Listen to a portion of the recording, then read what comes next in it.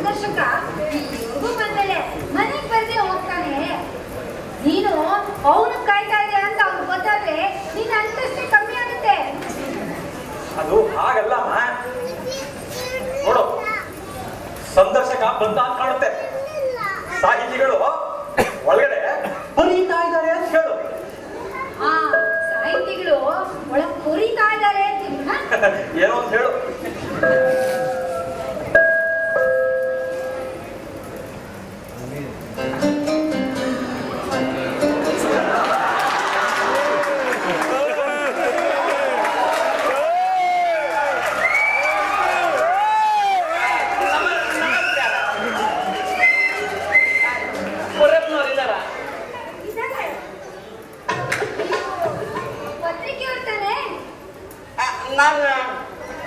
ಹೌದು, ಅನುರಾಗ ಅಂದ್ರೆ ಅನುರಾಗ ಪತ್ರಿಕೆಯ ಮುಖ್ಯ ವರದಿಗಾರ ವರದರಾದಂತ ನನ್ನ ಹೆಸರು. ನೋಡಿ, 10 ಗಂಟೆಗೆ ಬರ್ತೀನಿ ಅಂತ ಹೇಳಿದ್ರೆ ಕಾಳದ್ ಮನೆ ಹುಡುಕದ್ರೆ ಸ್ವಲ್ಪ ತಡ ಆಗೋಯ್ತು. ಸಾಹಿತಿ ಕೊರಿಯಪ್ಪ ಅಂದ್ರೆ ಗೊತ್ತೇ ಇಲ್ಲ ಅಂತಾರೆ. ಹೌದು, ಹಿತ್ತಲ್ ಗಿಡ ಮಜ್ಜಲ್ಲ ಅಂತಾರಲ್ಲ, ಹಾಗೇನೆ ನಮ್ಮಣ್ಣ ಸಾಹಿತ್ಯದಲ್ಲಿ ಪ್ರಖ್ಯಾತರಾಗಿದ್ರು ಈ ರಿಯಾಲಿಟಿ ಜನರಿಗೆ ಅವ್ರ ಬಗ್ಗೆನೇ ಗೊತ್ತಿಲ್ಲ. ನೀವು ಕೂತ್ಕೊಂಡಿರಿ.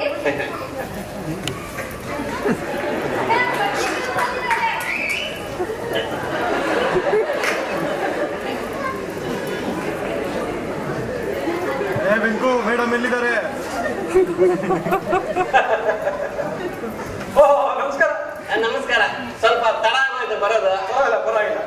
ನಾನು ಬೆಳಿಗ್ಗೆ ಎದ್ದು ಒಂದು ಕಥೆ ಬರೀಲಿಕ್ಕೆ ಶುರು ಮಾಡಿದೆ ನೋಡಿ. ಹಾಳಾದ್ದು ಟೈಮ್ ಹೋಗಿದ್ದೆ ಗೊತ್ತಾಗ್ಲಿಲ್ಲ. ನೀವು ಬಂದು ಕೂಡ ಮಾಡ್ತೋಗ್ಬಿಟ್ಟೆ. ಹೌದಾ? ನಾನು ಬರೋದು ಗೊತ್ತಿರಲಿಲ್ಲ ನಿಮ್ಗೆ? ಹೌದು. ನಮಸ್ಕಾರ. ನಮಸ್ಕಾರ. ಹೌದೌದು, ಇವರು ಬರೀತಾ ಕೂತ್ರು ಅಂದ್ರೆ ನಾನು ಪಡ್ಕೊಂಡ್ರೂ ಕೆಲಸನಿಲ್ಲ.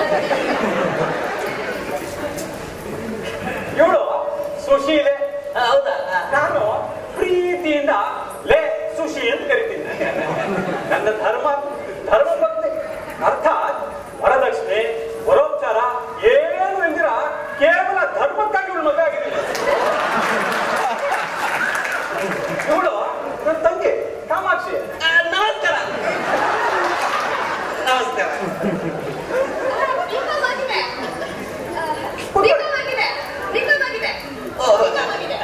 ಆದ್ರೆ ಧರ್ಮ ಮದುವೆ ಆಗಕ್ಕೆ ಯಾರು ಸಿಗದೆ ಇರೋದ್ರಿಂದ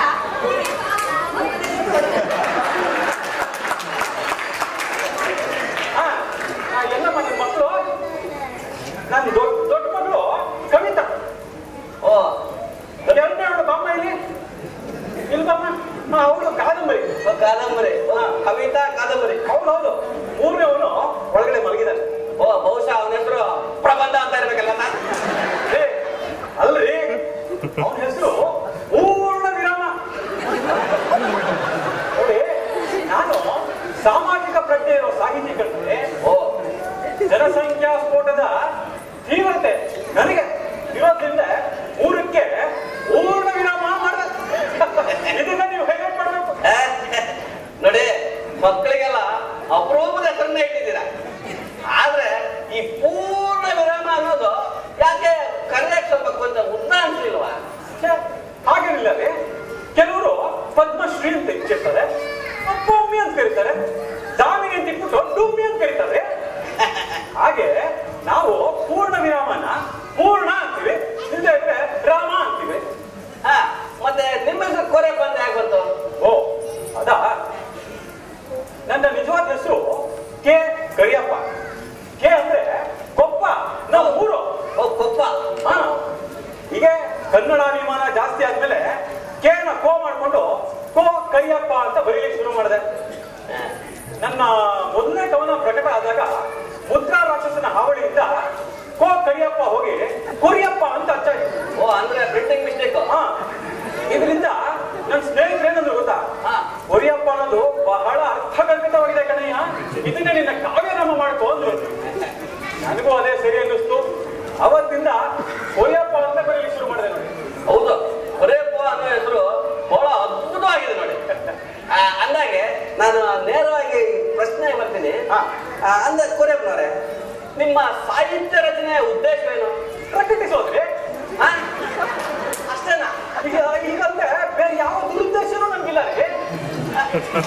ಆಗಲ್ಲ, ನಾನ್ ಕೇಳಿದ್ದು ಉದ್ದೇಶ ಅಂದ್ರೆ ಗೊತ್ತಾಯ್ತು ಬಿಡಿ, ಗೊತ್ತಾಯ್ತು.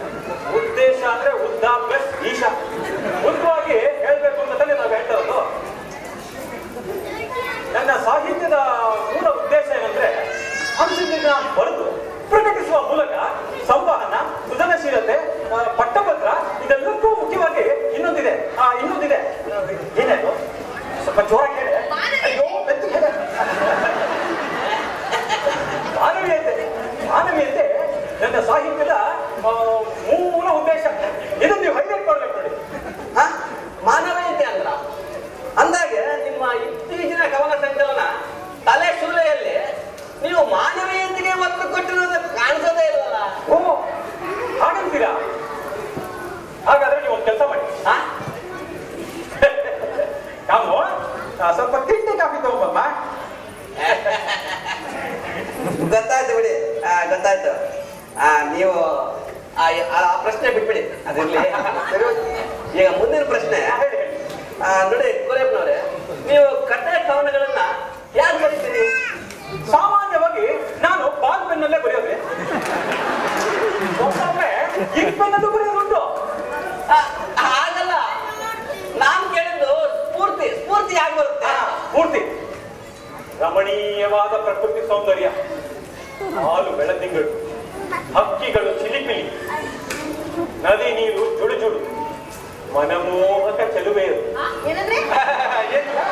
ಪ್ರಕೃತಿ ಸೌಂದರ್ಯ ಇತ್ಯಾದಿ. ಅಯ್ಯೋ, ಈ ದರಿದ್ರ ಪೇಟೆಯಲ್ಲಿ ಅವು ಎಲ್ಲಿಂದ ಬರುತ್ತೆ?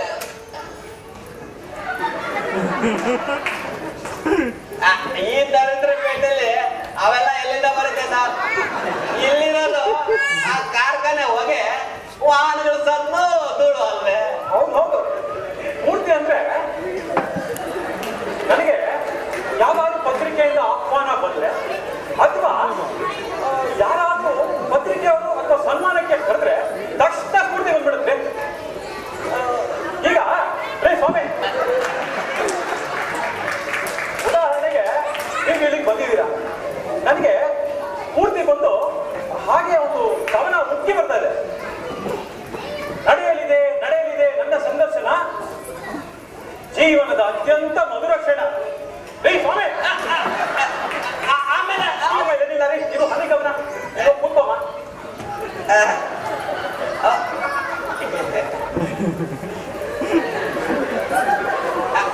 ಅನಿಗವನ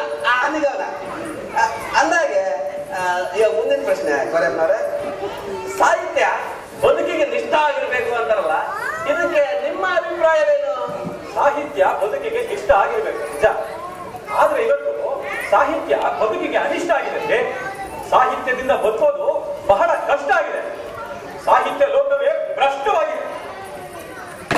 ಏರುತ್ತಿರುವ ಅಂಶದರ, ಕಾಗದದ ಬೆಲೆ, ಇವುಗಳನ್ನೆಲ್ಲ ನೋಡ್ತಾ ಇದ್ರೆ ಕೇವಲ ಸಾಹಿತಿಗಳು ಏನ್ ಮಾಡ್ತಾರೆ ಅಂತ ಅವ್ರಿಗೆ ತಿಂಡಿ ಎಲ್ಲ ಇವರು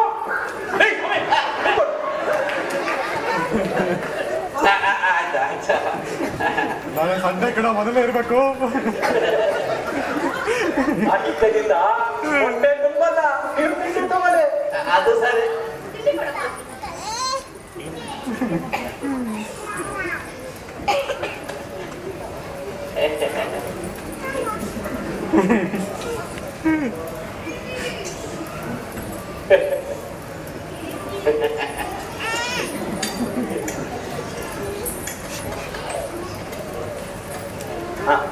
ಕರೆಕ್ಟ್ನವ್ರೆ, ಇದು ನೀವು ಬರೆದಂತ ಪುಸ್ತಕನ? ಹೌದು. ಓ, ಈಗ ಕೂತ್ಕೊಮ್ಮ.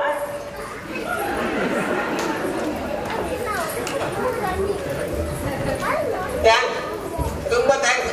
ಏನ್ರಿ ಥ್ಯಾಂಕ್ಸು? ಚೆನ್ನಾಗಿದೆ, ತುಂಬಾ ಚೆನ್ನಾಗಿದೆ. ಹೌದು, ಆ ಪುಸ್ತಕಕ್ಕೆ ಒಳ್ಳೆ ವಿಮರ್ಶೆ ಬಂದಿದೆ.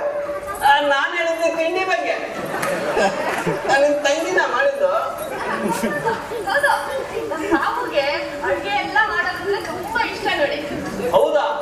ಪರವಾಗಿಲ್ವೇ? ಈಗಿನ ಕಾಲದ ಹುಡುಗಿಯರು ಇಷ್ಟೊಂದು ರುಚಿಯಾಗಿ ಅಡುಗೆ ಮಾಡ್ತಾರೆ ನಮ್ಮ ಬಗ್ಗೆ ಆಗಲ್ಲ. ನಿಧಾನ, ನನಗೂ ಅಷ್ಟೇ. ಆ ಪುಸ್ತಕಕ್ಕೆ ಇಷ್ಟೊಂದು ಒಳ್ಳೆ ವಿಮರ್ಶೆ ಬಂದಿರೋದು ನೋಡಿದ್ರೆ ನಂಬೋಕೆ ಆಗ್ತಾ ಇಲ್ಲ. ಹೌದಾ? ಅಂದ್ರೆ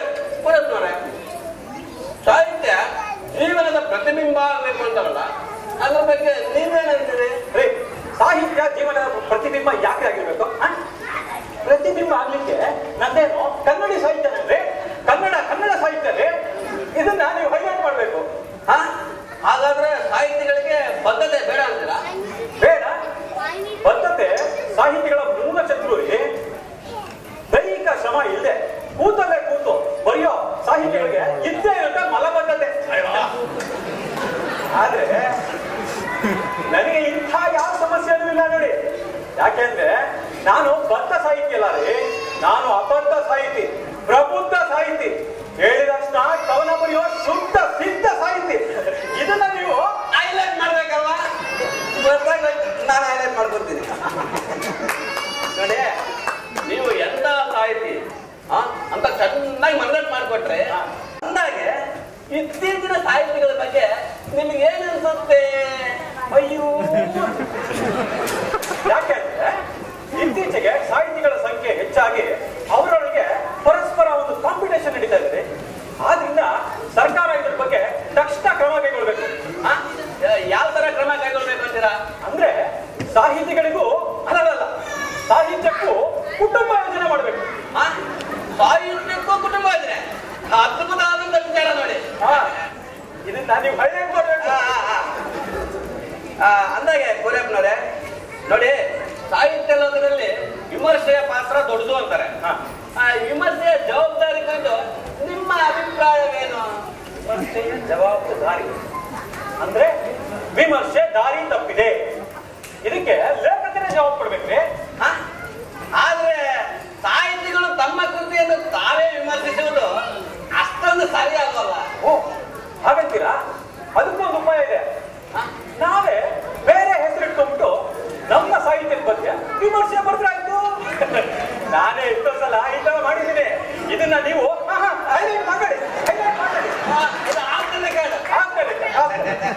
ಗೊತ್ತಾಯ್ತು ಬಿಡಿ. ಅಂದಾಗೆ ನೋಡಿ, ನೀವು ಸಾಹಿತ್ಯ ಲೋಕದಲ್ಲಿ ಅತ್ಯಂತ ಪ್ರವೀಣರು. ಹೌದು, ನೀವು ಸಾಹಿತ್ಯದ ಹಲವಾರು ಪ್ರಕಾರಗಳಲ್ಲಿ ಕೈ ಹಾಕಿದ್ದೀರಿ. ಕೈ ಹಾಕಿದಲ್ಲ ರೀ, ಪೆನ್ ಹಾಕಿದ್ದು. ಕತೆ, ಕವನ, ಕಾದಂಬರಿ ಹೀಗೆ 5 ಪುಸ್ತಕ ಬರ್ತಿದೆ. ಅದೇನ್ ಮಾಡೋದು? ಇತ್ತೀಚಿನ ಕೆಲವು ಜೂನಿಯರ್ ಸಾಹಿತಿಗಳಿಗೆ ಸನ್ಮಾನ ಸಿಗ್ತಾ ಇದೆ, ಪ್ರಶಸ್ತಿ ಸಿಗ್ತಾ ಇದೆ, ಮಾಸಾಸನ ಪೆನ್ಷನ್ ಸಿಗ್ತಾ ಇದೆ. ಅಂದಾಗೆ ಅದ್ರ ಬಗ್ಗೆ ನಿಮ್ಗೆ ತುಂಬಾ ಬೇಸರ ಇದೆ ಅಂತ ಕಾಣುತ್ತೆ. ಚ ನನಗೇನು ಬೇಸರ ಇಲ್ಲ. ನಾನು ಯಾವತ್ತು ಪ್ರಶಸ್ತಿಗಾಗಿ ಹಾಕೊಡ್ಬೋದಲ್ಲ ರೀ. ನನಗೆ ಪ್ರಚಾರ ಅಂದ್ರೆ ಆಗಲ್ಲ ನೋಡಿ. ಇದನ್ನ ನೀವು ಹೈಲೈಟ್ ಮಾಡಬೇಕು. ಹೈಲೈಟ್ ಮಾಡ್ತೀರಿ. ಸಾಹಿತಿ ಪ್ರಶಸ್ತಿಗಾಗಿ ಯಾವತ್ತು ಕವನ ಕತೆ ಬರಿಬಾರ್ದ್ರಿ, ಪ್ರಶಸ್ತಿನೇ ಅವ್ರನ್ನ ಹುಡುಕೊಂಡು ಬರ್ಬೇಕು. ಅದು ಸರಿ ನೋಡಿ, ನೀವು ಹೇಳೋದು ಅಕ್ಷರಶ ನಿಜ. ಆದ್ರೇನ್ ಪ್ರಯೋಜನ? ನಾನು ಇಷ್ಟೆಲ್ಲ ಬರೆದ್ರು ಯಾವ ಪ್ರಶಸ್ತಿನೂ ನನ್ನ ಹುಡುಕೊಂಡೇ ಬರೋದಿಲ್ಲ ಅಂತ ನೋಡಿದ್ರೆ ಮನಸ್ಸಿಗೆ ಕೊಂಚ ಬೇಜಾರಾಗುತ್ತೆ. ಅಯ್ಯೋ, ನಿಮ್ಮನ್ನು ಹುಡ್ಕೊಂಡ್ ಬರೋರು ಇರಲ್ಲ, ಬಿಡಿ ಹೋಗಿ. ನಿಮ್ ಹೈಲೈಟ್ ಮಾಡ್ಬೇಡಿ. ಅದೆಲ್ಲ ಮಾಮೂಲಿ ಬಿಡಿ. ಅದೆಲ್ಲ ನೋಡಿ, ನೀವು ಇತ್ತೀಚಿನ ಅಂದ್ರೆ ಯುವ ಪೀಳಿಗೆ ಸಾಹಿತಿಗಳಿಗೆ ಒಳ್ಳೆ ಮಾರ್ಗದರ್ಶಿ ಆಗಿದ್ದೀರಿ. ಅದೇ ತರ ನಿಮ್ಮ ಮೇಲೆ ಪ್ರಭಾವ ಬೀರಿರುವ ಸಾಹಿತಿಗಳು ಯಾರು? ನನ್ನ ಮೇಲೆ ಪ್ರಭಾವ ಬೀರುವ ಸಾಹಿತಿಗಳು ಅಂದ್ರೆ ನಾನೇ ರೀ. ಯಾಕೆ ಅಂದ್ರೆ ನಾನು ಬೇರೆಯವರು ಬರೆಯೋ ಸಾಹಿತ್ಯ ಓದೋದೇ ಇಲ್ಲ. ಇನ್ನು ನಾನು ಬರೆಯೋ ಸಾಹಿತ್ಯ ಓದಲಿಕ್ಕೆ ಪುರ್ಸೊತ್ತೇ ಇಲ್ಲ ರೀ. ಓ, ಹಾಗಾದ್ರೆ ನೀವು ತುಂಬಾ ಬಿಸಿ ಅಂತ ಕಾಣುತ್ತೆ. ಹೌದು, ಬಹಳ ಬಿಸಿ. ಅಂದ್ರೆ ನಾನಿನ್ನ ನಿಮ್ಗೆ ತೊಂದರೆ ಕೊಡಬಾರ್ದು. ತುಂಬಾ ಥ್ಯಾಂಕ್ಸ್, ನಾನು ಬರ್ತೀನಿ. ಇದೇನು ಹಾಗೆ ಹೊರಟ್ಬಿಟ್ರ? ನೀವ್ ಎಷ್ಟು ಬೇಕಾದ್ರೂ ಪ್ರಶ್ನೆ ಕೇಳ್ರಿ, ನಾನು ಹಾಗೇ ಉತ್ತರ ಕೊಡ್ತಾ ಇರ್ತೀನಿ. ನಾವು ಕಾಫಿ ಕೊಮ್ಮ, ಕಾಫಿ ಕೊಡುವ.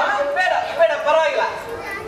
ಅದು ಸರಿ ನೋಡಿ, ನಿಮಗೆ ಮಾತಾಡ್ಲಿಕ್ಕೆ ಮಿತಿ ಇಲ್ಲ, ನನಗೆ ತಿನ್ಲಿಕ್ಕೆ ಮಿತಿ ಇಲ್ಲ. ಆದ್ರೆ ನಮ್ಮ ಪತ್ರಿಕೆ ಪುಟಗಳಿಗೆ ಮಿತಿ ಇದೆ ಸರ್.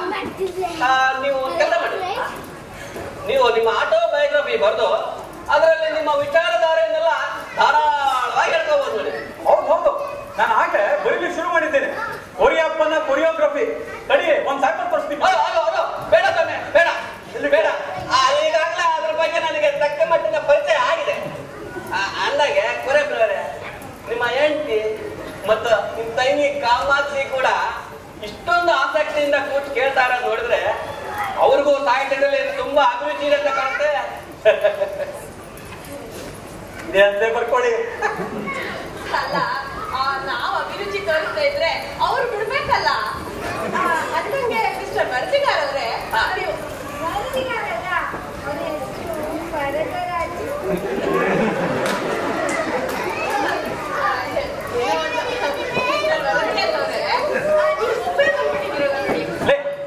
ಸಂದರ್ಶನ ಮಾಡ್ಬೇಕಾದ್ರೆ ಹೆಂಡತಿ ಮಕ್ಕಳು ಬೇರೆ ಕರ್ಕೊಂಡ್ಬಿಡ್ತಾರೆ. ಹಾಗಲ್ಲ ರೀ ನಾನು ಹೇಳಿದ್ದು.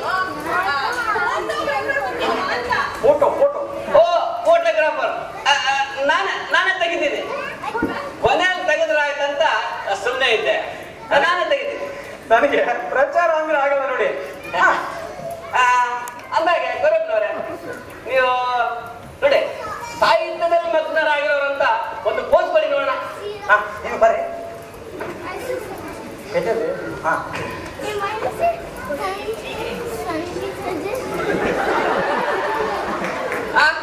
ಇದೇನಿದು ಸಾಹಿತ್ಯದಲ್ಲಿ ಮಗ್ನರಾಗಿರೋಂತ ಪೋಸ್ ಕೊಡಿ ಅಂದ್ರೆ ಒಳ್ಳೆ ಇತ್ತೀಚೆಗೆ ಲಗ್ನ ಆಗಿರೋ ತರ ಪೋಸ್ ಕೊಡ್ತಾರೆ.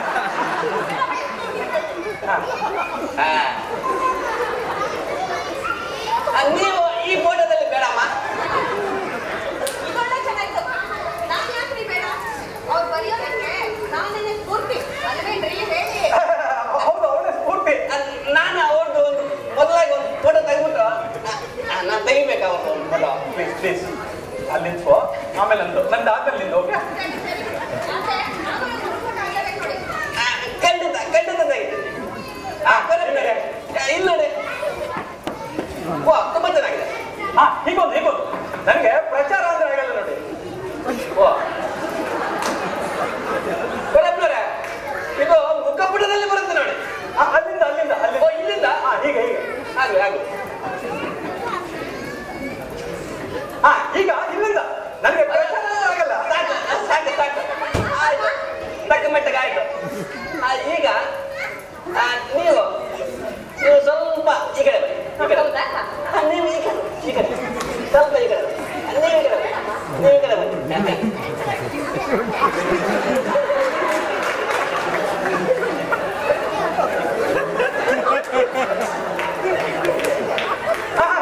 Thank you ತೆಗೆದಾಯ್ತಲ್ವಾ? ತಾವಿನ್ನು ಹೊರಡುವುದು ಅನ್ಸುತ್ತೆ. ನಾನಿನ್ನ ಬರ್ತೇನೆ. ಊಟ ಎಲ್ಲ ಕೆಲಸ ಮಾಡು, ನೀವು ಹೋಗಿ ಇನ್ನೊಂದು ಸ್ವಲ್ಪ ಅಡುಗೆ ಮಾಡ್ತೀನಿ ಅಂತ ಹೇಳುವ. ನಾನು ಬೇಗ ಹೋಗಿ ಅಡಿಗೆ ಮಾಡ್ಬಿಟ್ಟು ಬಂದ್ಬಿಡ್ತೀನಿ. ಆಮೇಲೆ ನೀವು ಊಟ ಮಾಡ್ಕೊಂಡು. ಅಯ್ಯೋ ಬೇಡ ಬೇಡ, ನಾನು ಸ್ವಲ್ಪ ಅರ್ಜೆಂಟ್ ಆಗಿ ಹೋಗ್ಬೇಕಾಗಿದೆ. ಅಲ್ಲ ಪರವಾಗಿಲ್ಲ, ಇನ್ನೊಂದು ಕೆಲಸ ಮಾಡಿ. ನಾನು ಇತ್ತೀಚೆಗೆ ಕೆಲವು ಕವನಗಳನ್ನ ಬರೆದಿದ್ದೀನಿ. ಅದರೊಳಗೆ ಅಸಮಾನತೆ, ಕ್ರಾಂತಿ, ಬಂಡಾಯ, ಪ್ರತಿಗಾಮಿ, ಎಲ್ಲಕ್ಕಿಂತ ಮುಖ್ಯವಾಗಿ ಮಾನವೀಯತೆ ಎಲ್ಲ ಇದೆ ರೀ. ಬೇಡ ಬೇಡ, ದಯವಿಟ್ಟು ಬೇಡ. ನೋಡಿ, ನಾನು ಸ್ವಲ್ಪ ಅರ್ಜೆಂಟ್ ಆಗಿ ಆಫೀಸ್ಗೆ ಹೋಗ್ಬೇಕು. ಆಮೇಲೆ ಮತ್ತೆ ಬರ್ತೀನಲ್ಲ, ಮಾತಾಡೋಣ, ಆರಾಮಾಗಿ ಕೂತ್ಕೊಂಡು ಮಾತಾಡೋಣ ನಾವು. ಪ್ರಕಟ ಯಾವಾಗ ಅಂತ ನಾನು ಕೇಳ್ತಿದ್ದೆಲ್ಲ ಕೇಳಿ. ಓ ಪ್ರಕಟ ಆಗುತ್ತೆ, ಖಂಡಿತ ಆಗುತ್ತೆ. ನೀವೇನು ಚಿಂತೆ ಮಾಡಬೇಡಿ, ಫೋಟೋ ಎಲ್ಲ ಖಂಡಿತ ಬರುತ್ತೆ. ನಿಮ್ಗೆ ಯಾವಾಗ ಬೇಕಾದ್ರೂ ಹಾಕೊಳ್ಳಿ, ನನಗೆ ಪ್ರಚಾರ ಅಂದ್ರೆ ಆಗಲ್ಲ ನೋಡಿ. ನೋಡಿ, ನೀವು ಯಾವಾಗ ಹೈಲೈಟ್ ಅಂತ ಹೇಳಿದ್ರಲ್ಲ, ಆಗ್ಲೇ ಗೊತ್ತಾಗೋಯ್ತು ನಿಮ್ಗೆ ಪ್ರಚಾರ ಬೇಕಾಗಿಲ್ಲ ಅಂತ. ನಾನು ಬರಲ್ಲ. ಬನ್ನಿ ನಾನು ಬರ್ತೀನಿ.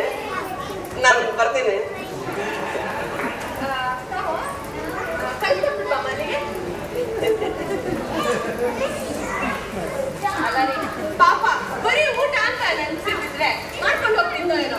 ಆಮೇಲೆ ನೀವು ಕವನ ಬರೀತೀನಿ ಕವನ ಬರ್ತೀನಿ ಅಂತ ಹೇಳಿದ್ರಲ್ಲ, ಸ್ವರ್ಗಕ್ಕೆ ಹೆದರಿ ತಮ್ಮ ಬೇಗ ಹೋಗೇ ಬಿಟ್ಟ. ಹಾಸ್ಯ ಮಾಡ್ಬೇಡ ಕಣೆ. ಪ್ರಕಟ ಆಗ್ಲಿ.